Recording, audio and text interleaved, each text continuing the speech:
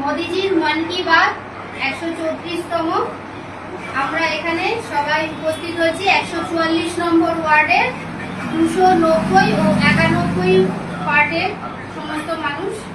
আমরা সবাই মিলে একসাথে বসে মোদিজির মন কি বাত শুনছি।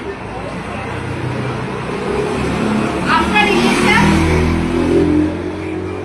এটা মোদিজির প্রথম মন কি বাত হচ্ছে।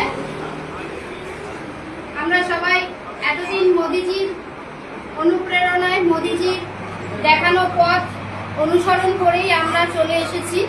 আগামী দিনেও আমরা মোদিজিকে অনুসরণ করে আমাদের পরবর্তী পদক্ষেপ গ্রহণ করব।